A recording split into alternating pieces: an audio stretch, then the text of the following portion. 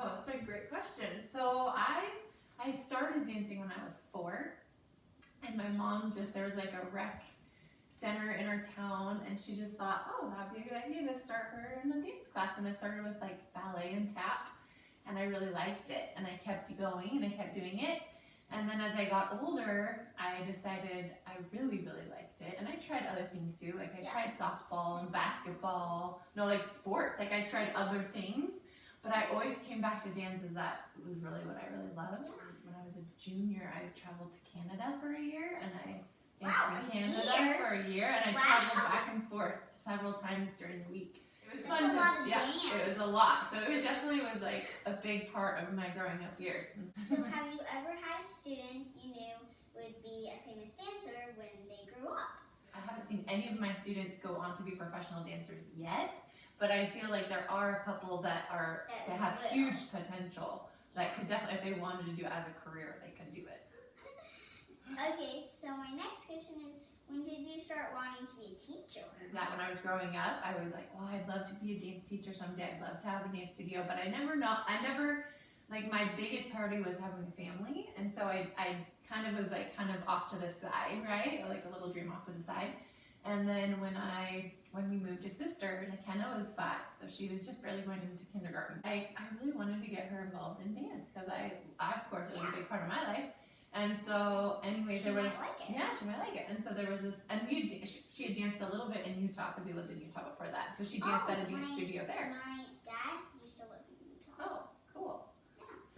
Yeah. So when we moved here, I was like, I want to get her involved. And so there was this little tiny dance studio here called Dancerfly. And so I started teaching with her. Yeah. And then we did that for about a year, and then she ended up closing her studio and she moved away. And so then there was nothing in Sisters. There was no dance studio. Kind of sad. Yeah, it was kind of sad. And so once a week, a couple of her friends, and a couple of them they went to church with us. They would ride the bus home with her, and we would move all the furniture in our living room aside, and we'd do ballet classes.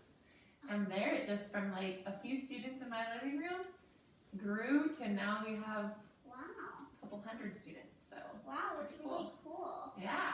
That's like a big passion. It is. It's a huge passion, and it takes passion in order to keep something like that going. Yeah, because it's a lot of work.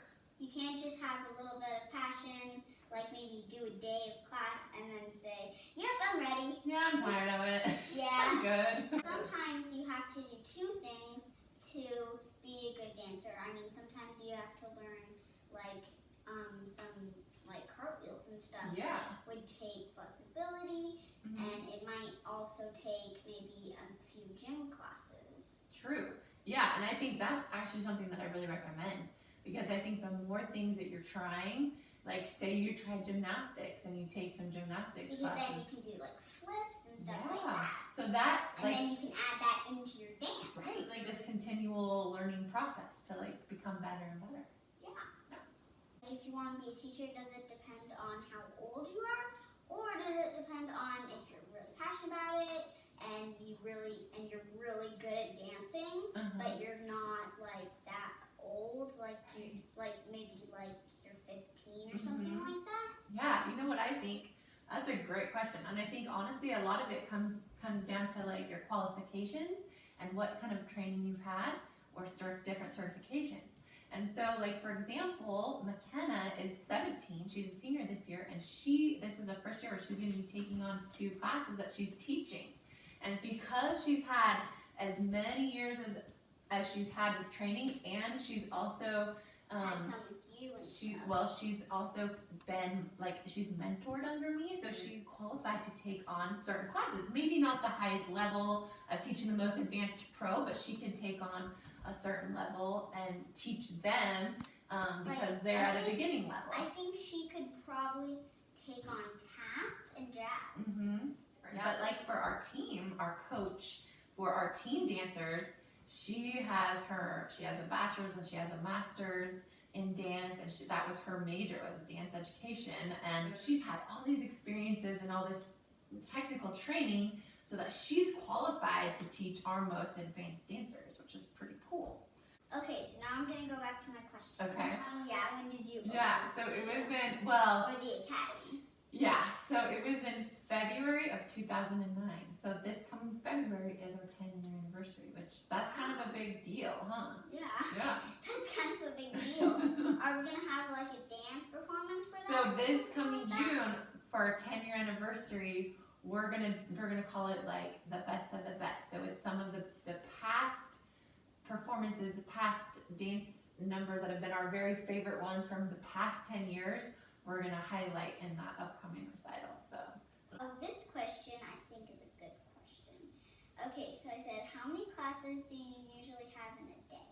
Like Wednesdays, I only teach 2 classes a day. So that's kind of my break in the middle of the week, at least this year. Yeah. But there's certain days that I'll teach 5 or 6 classes a day. Holy So it's definitely, by the end of the day, I'm usually like really exhausted. Like you do the jazz and the hip hop, Mhm. my hip hop class, Mhm. and then after that I saw you teaching the jazz one. Yeah. So that day I actually had, well, because I had an earlier class when you were even at so school. 4. Yeah. How could people manage to go there when it was school? They're younger. So they're kids that are like 3 to 5 year olds. So they're not doing full day school yet. And yeah, I think that's pretty much all my questions. Cool. Well, thanks for the interview. This was really fun.